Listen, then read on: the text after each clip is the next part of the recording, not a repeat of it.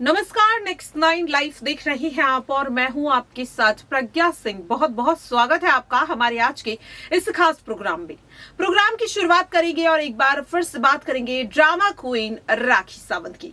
राखी सावंत और आदिल दुर्रानी दोनों इस वक्त सोशल मीडिया पर लगातार छाते हुए दिखाई दे रही हैं। जिस तरह से राखी अपनी शादी और आदिल दुर्रानी को लेकर कई बड़े राज खोलती हुई नजर आ रही है, तो वहीं अब आदिल दुर्रानी भी राखी पर लगातार पलटवार कर रही है। जहां राखी उन पर टॉर्चर करने का आरोप लगा रही है, उन पर पैसे हड़पने का आरोप लगा रही है, तो वहीं आदिल भी अब राखी के हर वार पर पलटवार करते हुए दिखाई दे रहे हैं। अब ऐसे में जो फैंस हैं वो काफी ज्यादा कंफ्यूज हैं कि आखिरकार दोनों में से किसकी बात पर भरोसा करना चाहिए। लेकिन यहाँ पर जो फर्क है वो इतना है कि राखी अपने हर आरोप को साबित करने के लिए मीडिया के सामने सबूत दे रही है, लेकिन आदिल दुर्रानी और उनके वकील नीरज गुप्ता कह रही है कि जो भी वो दावे कर रहे हैं उनके सबूत वो सीधा कोर्ट के सामने रखेंगे। जिसके बाद अब सवाल लगातार ये उठ रहा है कि क्या अब इस केस में खुद राखी सावंत फंसने वाली है। आखिरकार किस आधार पर आदिल दुर्रानी के वकील ने इतना बड़ा दावा कर दिया है। आज के इस प्रोग्राम में इसी पे चर्चा करेंगे। चर्चा के लिए मेरे साथ मौजूद है मेरी बेहद ही खास सहयोगी अंकिता। अंकिता, आपका बहुत बहुत स्वागत है। बहुत धन्यवाद प्रज्ञा। अंकिता, देखिए सीधे यहाँ पर बात करेंगे जो आदिल दुर्रानी के लॉयर है यानी कि नीरज गुप्ता। उनका साफ तौर पर कहना है कि राखी जो भी आरोप लगा रही है वो पूरी तरह से बेबुनियाद है। राखी झूठे आरोप, माफ कीजिएगा, झूठे सबूत मीडिया के सामने रख रही है। और जब उनके लॉयर से सवाल पूछा जाता है कि लेकिन सबूत जो है वो तो सच है, तो यहाँ पर उनके लॉयर कहते हुए नजर आ रहे हैं कि सबूत तो हमारे पास भी है, लेकिन हम सबूतों का तमाशा नहीं बनाएंगे, हम वो कोर्ट के सामने रखेंगे। तो क्या आपको भी ऐसा लगता है कि राखी जो है वो मीडिया का सहारा लेकर कहीं ना कहीं सिंपैथी हासिल करने की कोशिश कर रही है? और अब क्या कुछ लगता है कि किस तरीके के सबूत जो है वो यहाँ पर आदिल के वकील पेश कर सकते हैं? और क्या लगता है कि अगर वाकई उन सबूतों में दम हुआ तो क्या इस केस में अब खुद राखी फंसने वाली है? अंकिता, देखिए, इस पूरे केस में जहां एक और राखी सावंत बार बार मीडिया के सामने आ रही थी, तो सिंपैथी हासिल करने की तो मैं इससे बात नहीं कहूंगी, क्योंकि लगातार राखी सुर्खियों में पहले भी रहती रही हैं। चाहे उनके साथ कुछ बुरा हुआ हो, चाहे उनके साथ कुछ अच्छा हुआ हो, लेकिन उन्होंने फैंस के साथ, मीडिया के साथ सब कुछ शेयर किया है। तो उनका ये मकसद कभी नहीं रहता कि वो किसी के साथ सिंपैथी हासिल करे किसी की।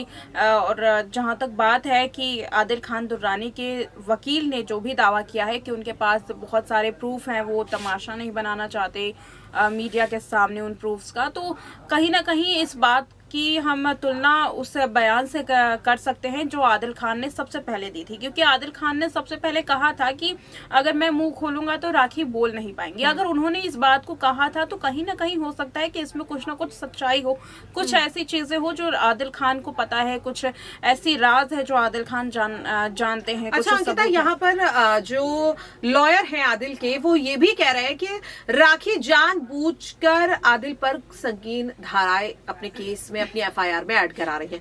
पहले उन्होंने सिर्फ और सिर्फ यहाँ पर पैसे हड़पने को लेकर के जो भी धाराएं लगनी चाहिए वो लगवाई, लेकिन फिर बाद में उन्होंने प्रताड़ना की, टॉर्चर की, या फिर यहाँ पर इस तरीके से और भी कई संगीन धाराएं उन पर लगा दी हैं, जिससे भी वो एक सोची समझी साजिश बता रहे हैं। उनका कहना है कि वो अच्छे से जानती है कि शायद कह सकते हैं कि जो पैसे हड़पने वाली मामले में या एफआईआर में धाराएं लगी है उसमें आदिल बच सकते थे, लेकिन राखी ने अब सोच समझकर ये और धाराएं ऐड करवाई है जिससे कि वो आदिल को बेवजह इस केस में फंसा सके।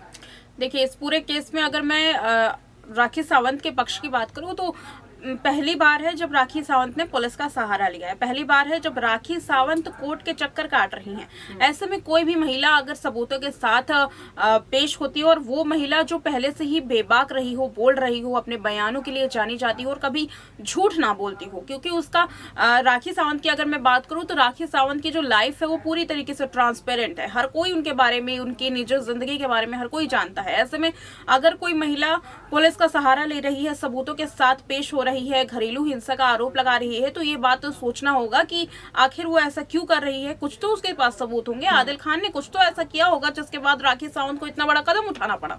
जी बहुत बहुत धन्यवाद अंकिता। और इस बीच अब आपको हम वो बयान भी सुनवाना चाहेंगे आदिल दुर्रानी के वकील नीरज गुप्ता का कि आखिरकार किस तरह से वो अपने मुवक्किल को बचाने के लिए सफाई देते हुए नजर आ रहे हैं। तो उसके लिए पहले देखिए ये वीडियो। आदिल जी को जेल कस्टडी हुई है, क्या प्रथम दृष्टया क्या किस आधार पर किस मेरिट पे वो जेल भेजा गया? देखिए, जुडिशियल कस्टडी इसलिए होती है जब ऑनरेबल कोर्ट को ये लगता है कि पुलिस कस्टडी का अभी कोई ज़रूरत नहीं है, कोई रिक्वायरमेंट नहीं है, और जो भी फर्दर इन्वेस्टिगेशन होनी है वो इन्वेस्टिगेशन पुलिस जो है अक्यूज़ की एब्सेंस में भी कर सकती है। इसकी वजह से कोर्ट को लगा कि अक्यूज़ की पुलिस कस्टडी में कोई ज़रूरत नहीं है, और जो भी फर्दर इन्वेस्टिगेशन होनी है वो उसकी एब्सेंस में भी हो सकती है। इसकी वजह से ऑनरेबल कोर्ट ने जुडिशियल कस्टडी दी। किन किन धाराओं में उनके ऊपर आरोप लगाए गए? उनके अगेंस्ट में पहले जो एफआईआर हुई थी 6 तारीख को रात को, मतलब 7 तारीख को, उसमें जो सेक्शन लगे थे वो 406 थे, क्रिमिनल ब्रीच ऑफ ट्रस्ट, 323 था असॉल्ट, 504 और 506 धमकी देने का मामला था। उसके बाद पुलिस आदिल को लेके आई पुलिस स्टेशन में। सेक्शन 41 का नोटिस जो इशू होता है पुलिस ने पुलिस स्टेशन में ही उसको दिया, रिसीव कराया। उसके बाद आदिल का डिटेल्ड स्टेटमेंट लिया गया सारे एलिगेशन को मद्देनज़र रखते हुए, इंक्लूडिंग बैंक स्टेटमेंट जो भी है, ट्रांजैक्शंस वगैरह, और आदिल ने उसका पूरी तरीके से एक्सप्लेन किया, जवाब दिया, और उसने अपना सारा बैंक डिटेल वगैरह सारा शेयर किया। और पुलिस को ये भी बोला कि सर आप इसमें जो भी है, जो भी लेन देन है आप इन्वेस्टिगेट कर सकते हैं, इसमें मैंने पैसे लिए नहीं हैं बल्कि मैंने पैसे खर्च किए, और ह्यूज अमाउंट खर्च किए, अराउंड 90 लाख मैंने ऑलरेडी खर्च किए हैं, अपार्ट फ्रॉम द गिफ्ट वगैरह जो भी दिया है। तो पूरा कोऑपरेट किया था उसने। सर, राखी जी ने जो आरोप लगाया उसमें उन्होंने ये भी कहा था कि उन्होंने उनके लिए किया, राखी ने तमाम खर्चे उनके ऊपर किया है, आदिल ने उनके ऊपर कुछ नहीं किया है, आदिल ने उनके साथ मारपीट किया है, कुछ ऐसा। देखिए, वो क्या कहती है उससे मुझे मतलब नहीं, मेरा क्लाइंट क्या कहता है वो मेरे लिए इंपॉर्टेंट है। दूसरी बात, रही बात मारपीट की, तो मैंने ऑनरेबल कोर्ट में भी कल सबमिशन में ये बोला था कि इनफैक्ट विक्टिम वो कल्प्रिट नहीं है, वो मारपीट के मामले में खुद विक्टिम है। उसकी बॉडी में पूरा कितनी जगह पे चोट के निशान हैं। वो जब मेडिकल हुआ था तभी मैंने उसको बोला भी था कि आप मेडिकल एग्जामिनेशन, मैंने कोर्ट में भी सबमिशन किया था कि इसकी बॉडी पे इतने मार्क्स हैं, मेडिकल एग्जामिनेशन के टाइम पे ये सारी चीज़ें आनी चाहिए कि जो इंजरी हुई है कैसे हुई है, कितनी पुरानी है। तो उसके साथ मारपीट होती थी, इसकी वजह से ही ऑब्वियसली उसकी इतनी चोटें आई थी। सर, क्या आपने बेल के लिए अप्लाई किया है? बेल के लिए हमने जैसे ही जुडिशियल कस्टडी हुई थी हमने कल ही अप्लाई कर दिया था, और ऑनरेबल कोर्ट ने नोटिस इशू किया था पब्लिक प्रोसिक्यूटर को और पुलिस को, और उनके से के लिए आज हियरिंग होनी थी, लेकिन ऑनरेबल मजिस्ट्रेट साहब छुट्टी पे हैं, तो हम लोग कल कोशिश करेंगे फिर से। अच्छा सर, नेक्स्ट हियरिंग पे बाद में अगर कोर्ट ने मना कर दिया बेल के, तो आपका क्या प्रोसीजर होगा? देखिए, पहला तो हम कॉन्फिडेंट है कि हमको यहाँ से बेल मिल जाएगी ऑन मेरिट्स, जो भी है केस के उसको देखते हुए। इन केस अगर यहाँ से रिजेक्ट होती है तो भी है, हमारे पास में ऑप्शन है ऑनरेबल सेशंस कोर्ट को अप्रोच करने के लिए। तो आप अभी आपका नेक्स्ट प्लान है कि आप बेल के लिए जाएंगे? बेल के लिए ऑलरेडी जा चुके हैं, अब इस पर हियरिंग होनी है। अब अगर कल जज साहब आते हैं तो कल हो जाएगा। आदिल से आप मिले, उनका क्या रिएक्शन था, मतलब पूरे मामले पे? आदिल का रिएक्शन यही था कि मतलब थोड़ा सा इमोशनल था, आज पेरेंट्स को अपने मिस कर रहा था, और बाकी यूजुअल जो भी है मैटर से रिलेटेड डिस्कशन। परिवार से कोई आने वाला कुछ जानकारी है? देखिए, ऐसी तो कोई जानकारी नहीं है, लेकिन उनके जो पेरेंट्स हैं वो हमारे कांटेक्ट में हैं, वो लोग से बातचीत होती रहती है, जो भी है वेलबींग के लिए अपने बच्चे के लिए फ़ोन करते रहते हैं। ठीक है, थैंक यू।